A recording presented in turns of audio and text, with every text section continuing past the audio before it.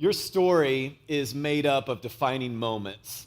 When you tell the story of your life, you don't say, well, this happened, then this happened, then this happened. You say, well, here are some influential moments throughout my life. You think of the things that changed everything, maybe being cut from the team and realizing life still went on, or maybe winning the championship and realizing life still went on.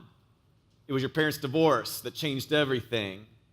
The job opportunity you thought wasn't really that big of a deal, but led to an entire career. It was the birth of a child. It was the death that left a void. It was getting accepted to college. It was that moment when you knew who you were going to marry. Your story is a collection of these defining moments. And when you look at Jesus, it's the exact same. Jesus was on earth for 33 years. We really only have a few dozen stories from his life, but those are the defining moments. That's all we need to know exactly who he is. When I think of the story of this church, I don't think, well, we had our first Sunday, and then we had our second Sunday, and then our third Sunday, and our fourth Sunday. I think of those defining moments in the story of this church. I remember our very first Sunday when we were in the Arundel Mills Theater. I was standing at the end of the hallway, and then I remember seeing the very first guest turn the corner that I didn't recognize and thought, oh, they're going to show up. This is going to happen. I remember the first time we taught on baptism. We didn't own this tub thing yet that we could set up and tear down in the theater. So we said, listen, after today's sermon, we're all going to head down to Sandy Point State Park. Whoever wants to get baptized can jump in, we'll baptize you. We showed up, and there were thousands of people in that park. We felt like they were all watching us, but we went ahead and baptized a bunch of people. I remember the last campaign we did like this, where we were trying to raise money to get into this building, and 150 people committed $182,000. I remember when we showed that on the movie screen, and the place went nuts. Today could be part of that story. Today could be a defining moment in the life of this church. See, we believe God's called us to open a second location where we will be one church in two locations. Today we're asking those of you who call Mosaic home to make a commitment at the end of the service today as to what you can give above your normal giving to open this campus towards the goal of this campaign over the next 13 months. You know, some defining moments you don't have control over. You get fired, something bad happens, something good can happen that you don't have control over. But sometimes you can be fortunate when you get to decide whether or not you're going to have a defining moment. That's what we get to do today. So I'm going to teach through a story about Jesus that's pretty well known. You've probably heard it before. Particularly, I want to teach through it because a little boy gave everything he had. Jesus did something amazing in multiplying it, and a ton of people had a defining moment when they realized who Jesus was. So I'm going to teach through the story, and then we're going to turn in those cards. By the way, if you're a first-time guest with us today, I'm sorry. I mean, this is just a weird day to be here. I'm not really sorry because you're going to see how excited we are about this place and what God's doing, but this is just a weird day. When you pick up your free t-shirt, I'm just going to take that as your promise to me that you're going to come back a second time. Okay, deal? Good. I think some of you who are new are probably here because you saw that video on Facebook of the cool thing that happened on stage this past week. Last time I checked, it had been viewed over 4,600 times, and that thing that happened last week is who we are. So if you're new, what you will see today is a bunch of people who've been changed by Jesus, who Jesus is still changing, and you're going to see how excited we are about that. So let's get to Jesus. Let me set up the story before we put it on the screen. Jesus' cousin, John the Baptist, was his forerunner in ministry, kind of his closest friend, and John the Baptist gets executed. And so when this happens, Jesus finds out his best friend has been executed. You can imagine you'd want to get alone and have some time alone when that happens. That's exactly what Jesus tries to do, but it doesn't exactly happen that way. Here's how the story starts. Mark 6:32. So they left by boat for a quiet place where they could be alone. This is Jesus and his disciples. But many people recognized them and saw them leaving, and people from many towns ran ahead along the shore and got there ahead of them. So Jesus and his disciples get in this small boat, but the lake is very small. So people run around the lake and get to the other side of the lake before Jesus and his disciples do. Jesus saw the huge crowd as he stepped from the boat, and he had compassion on them because they were like sheep without a shepherd. So he began teaching them many things. Now let me explain this. This word compassion is that's really kind of a gentle translation of that word. In the Greek language, it's the word splagna. Splagna. And it means a compassion that you really feel in your gut and can't let go of. My friend Vince illustrated this. He didn't mean to illustrate this, but he illustrated this a few years ago. Vince is a good friend of mine, former boss, current mentor of mine. One time he was on vacation on the interstate with with his wife. And Vince was driving, and his wife next to him, Jen, was taking a nap in the car while Vince drove. They were on this huge long road trip. I think they were in upstate New York at the time. So while Vince is driving, he's listening to the Counting Crows album, August and Everything After. And the song Mr. Jones comes on, which for some reason makes him think of all of his friends who don't know Jesus, because Vince had just recently become a Christian, and he had been in this complete party lifestyle at his university where he existed essentially to get drunk, like do enough to pass school and get drunk as often as you can. That was basically his existence. And he had realized the reason he was doing that was to numb his pain. And he had gone through all this stuff as a childhood and teenager where he just wanted to forget. So he thought, if I can use alcohol to do that, great, bring it on. But he had come to know Jesus and had found freedom and had found purpose and hope, and he wanted other people to do that. So as he's listening to this Counting Crows song, he's thinking of the names and faces of his friends who are caught up in the lifestyle he used to do that need to find freedom and hope and grace in Jesus. And it's kind of giving him some splagna. It's making him feel this compassion, this deep compassion in his gut. And then the song gets to the line that says, help me believe in anything. I want to be someone who believes. And then Vince realized, I'm going to splagna in the car right now. So he rolls down the window. He leans out the window while he's driving down the interstate at 60 miles per hour, and he throws up outside his window because he felt such compassion for his friends who are caught up in this pointless lifestyle. Now, if that was in the story, that'd be an interesting story. Unfortunately, that's not where it ends, because Vince had not calculated the wind velocity and direction correctly. It's worse than what you're thinking. I don't know how this happened. This is what I was told. He throws up outside the window. The throw up comes back inside the car, but in a Matrix-like moment, Vince watches it go by his face and bypass him to his sleeping wife, who is the sweetest person in the world and would never hurt a fly, and it lands on her face.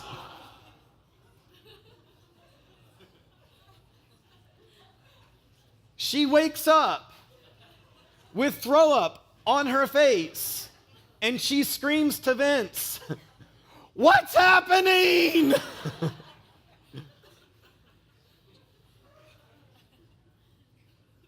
And if Vince were to answer correctly, he'd say, splagna. Splagna's happening. In fact, Vince earlier this year launched a church planting organization, and he named it Splagna. It's that feeling in your gut where you just know, I have to do something here. See, Jesus' cousin just got executed. He wants to be alone, but he sees these people wandering, and he gets this feeling in his gut, and he knows, I want to be alone, but I just have to do something. And that same feeling is why we're doing this campaign, why we're opening the second campus. It's because of compassion. We felt it in this campaign. Last week, right here, we saw story after story of people whose lives have been changed at Mosaic, and we feel this splagna, this burden and compassion because we believe Jesus is the way, the truth, and the life. We believe that he will guide your steps. We believe he's the direction you've been looking for, and that following him results in the best life every time, and we want you to experience that. Let me illustrate it for you this way. Last week we had these people hold up these signs up here, and they'd say, you know, what had gone wrong or what is going wrong, and they'd flip it over and talk about how Jesus is getting them through that. And you could tell most of the stories, it wasn't like, oh, I met Jesus, now my life is perfect. Jesus is helping me take the next step in spite of this. But here's what I've realized, is there's a lot of people in Maryland who are holding a sign, but it's got no back. And all their signs may be different, but there's no resolution.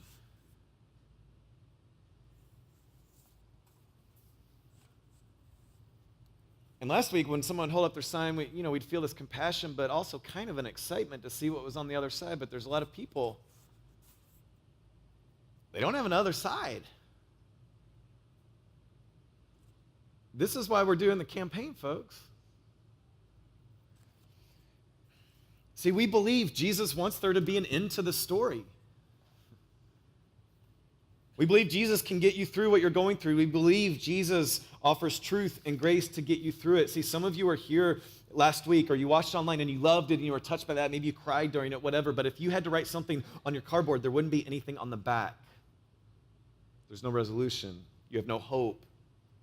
That's why we're doing this campaign. See, we think the 30 people who were on the stage last weekend are a foreshadowing of what's to come. And not even just a year from now or 2 years from now, although I'm sure that will happen. We believe God wants to do it again and again starting today.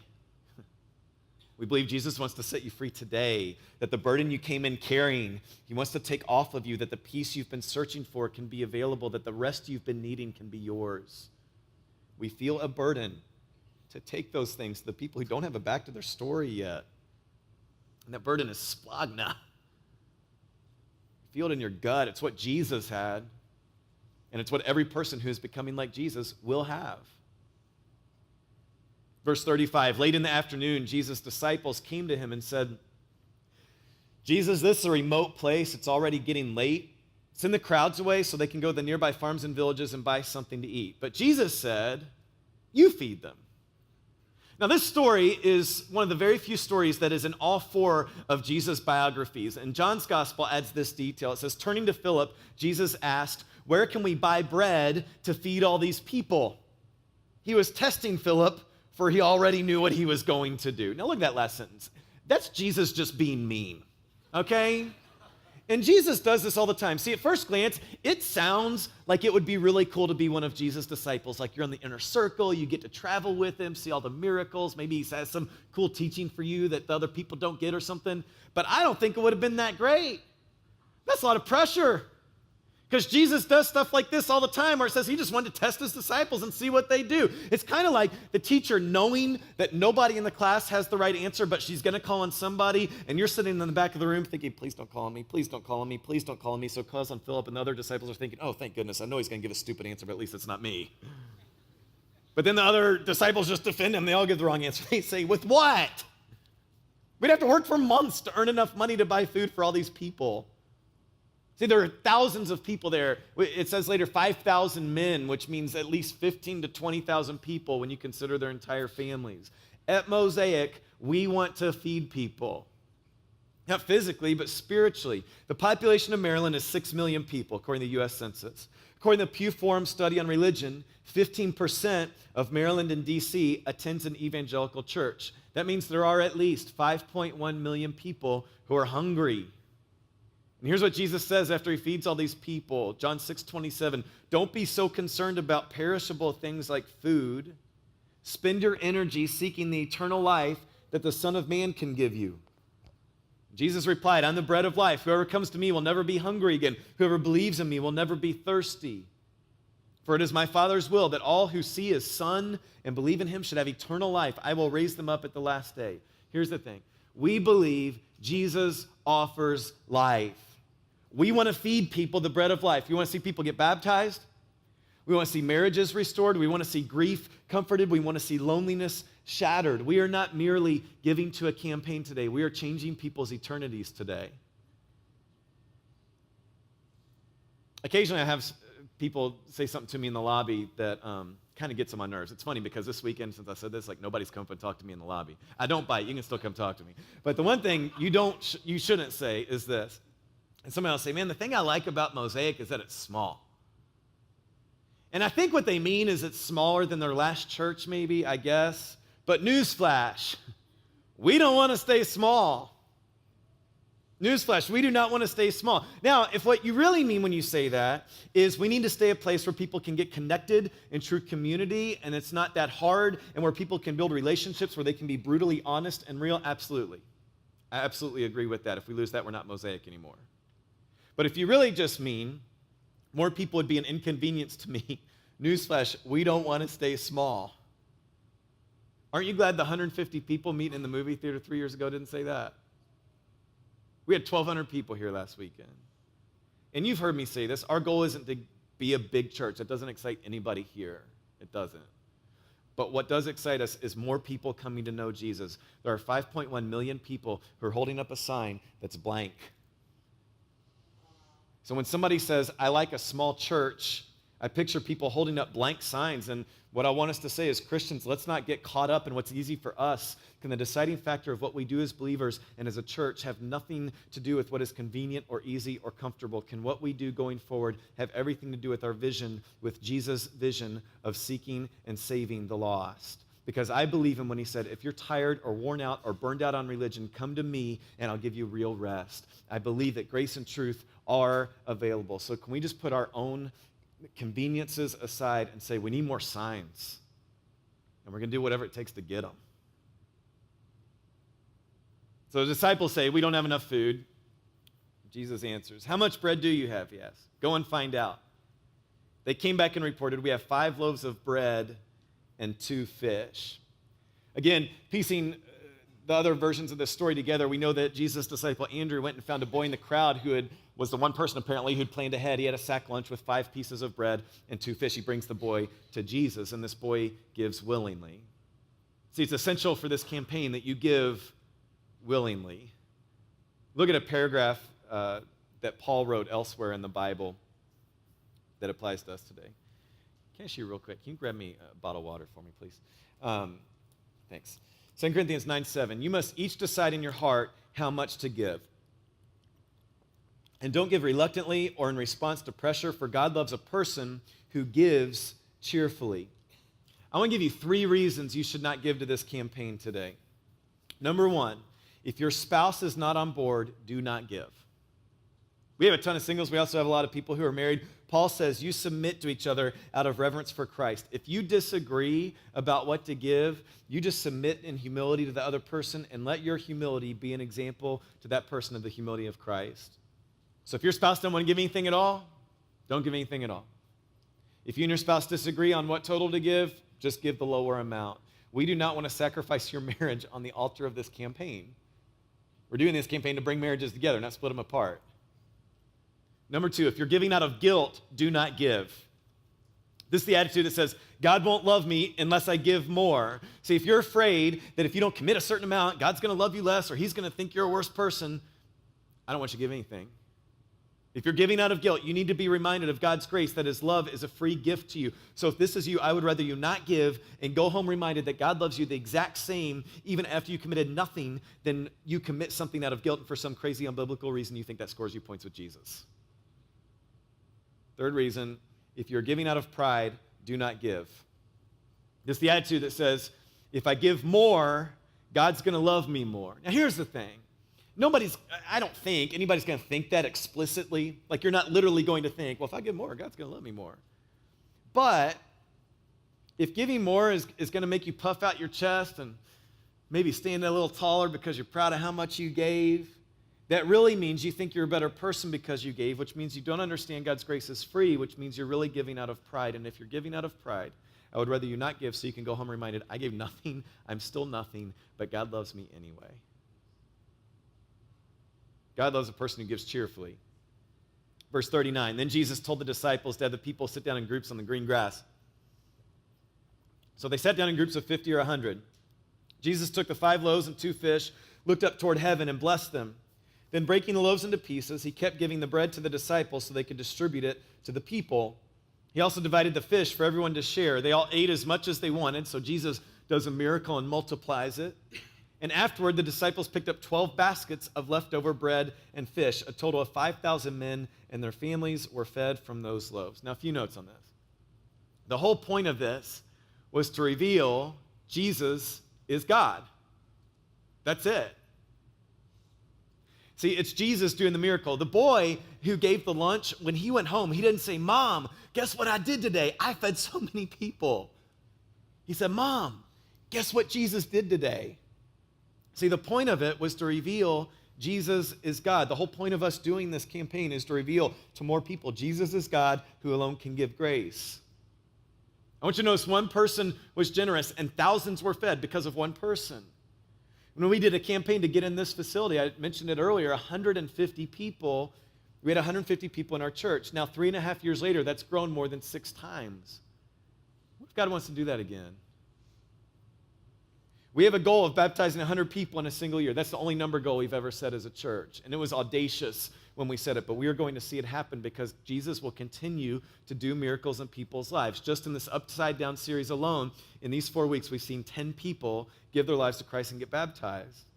If our church is anything like this miracle, God's going to continue to do something big with the sacrifice of a few.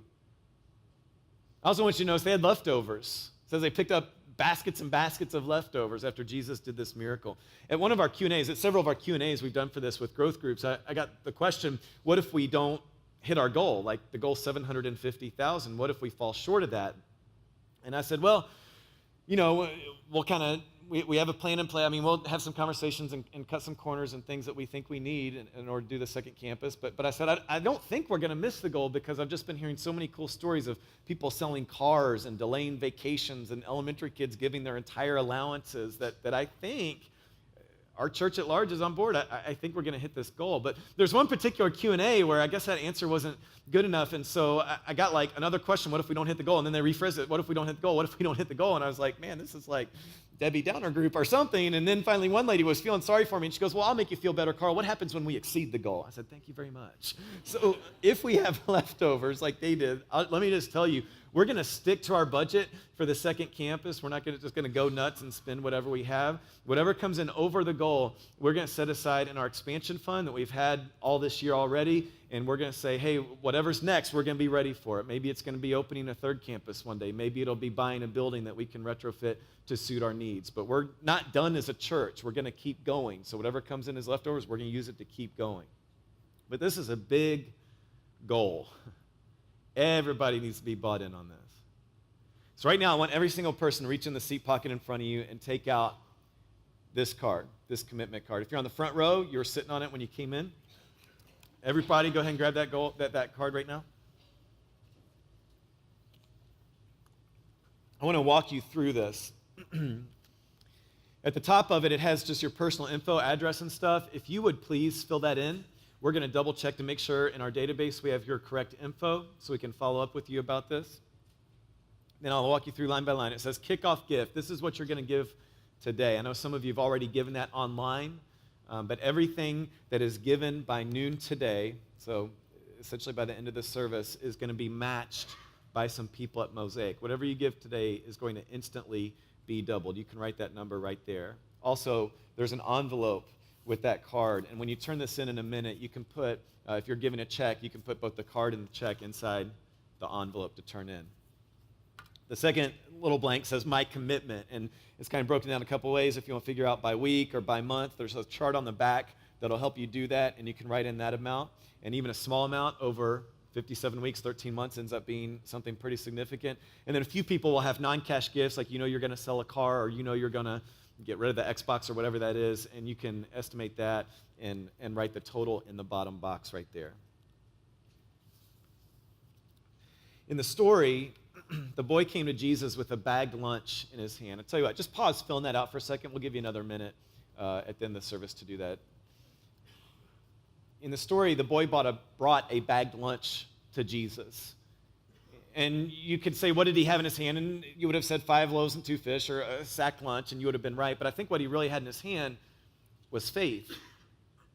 And that's what he was giving Jesus, was faith.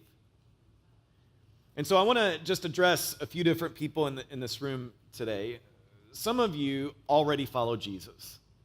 You are sold out to Jesus. You give, you serve, you talk to friends about Jesus. You're real with other people in open community and sharpening each other to follow Jesus more. You listen to him daily. And this is another chance for you to say, hey, Jesus, I'm still running towards you. I'm still on board. This is just continuing what I'm already doing. There are some of you who that used to be your story, like you used to be into the Jesus thing and the church thing, but then that thing happened, or you felt ostracized, or that church didn't handle that thing in the best way it could have, and you walked away from all of it, and somehow you found yourself at Mosaic, and you kind of sit in the back row and maybe come late and leave early, and you don't really want anybody to know who you are because you're thinking, I kind of want to know this, but I don't want to get burned again, and so I'm just not sure what to do. And maybe today is the day where you say, God, I'm going to take a step of faith. And I'm nervous, and I've got a pit in my gut, and I'm not sure how it's going to turn out because it didn't turn out good last time, but God, I need you. And so I'm going to show you my faith. Then there's a third category, I think, of people here who you've never followed Jesus at all. And you're intrigued, and maybe your spouse dragged you here. Maybe it was the coworker who wouldn't shut up or whatever, so you came to pacify them, but you've been coming every month and sometimes even every week now. And this is your chance to say, hey, God, I want to take a step towards you. I want to take a step of faith and see what you've got in store for me. And so what I really think today is that wherever you are on your spiritual journey, what you hold in your hand is faith.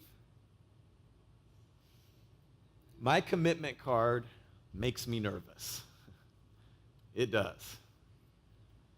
But I have my friend Chris's voice in my head constantly because he says, Carl, faith is spelled R-I-S-K. And he says, if you can't show me risk, you can't show me faith. And if you can't show me risk, you have no faith. So I can accurately say, God, here's my faith. Taking a risk. Some of you have already committed, but after seeing the stories the last few weeks or talking with others or praying, you've been convicted to increase your commitment. And you can fill out another card today, and our team will use that one. Some of you came here with a number in your head, but you know it's not really a risk. And you know, between you and God, you need to increase your commitment before you go. Let me explain the logistics of what we're going to do. Our band is going to come back up here, and they're going to lead us in another song. And during that song, you can take as much time as you need to fill out your card if you haven't finished filling that out already.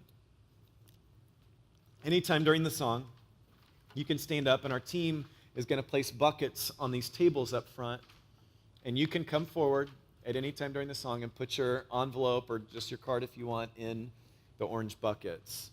Our team, because we knew it was going to be full today, wants everybody to kind of walk, wants traffic to flow the same direction. So we're going to have everybody walk around the room this way. There's going to be frontline team members in place. They'll kind of guide you. Just do what they say, and we'll avoid running into each other. We do know that not everybody can be at Mosaic every week, and so we're going to send out commitment cards in the mail to people in case they weren't here this weekend. We're going to give them a week to respond. So you're going to have to wait till December 6th and 7th to hear the total of what you've committed. Some people won't get up right now. First-time guests, we know you won't get up. Some people have already committed and turned in cards. They won't get up. Some people, maybe you'll just have one spouse get up. But let's give God what we've got, and let's see him do something miraculous with it.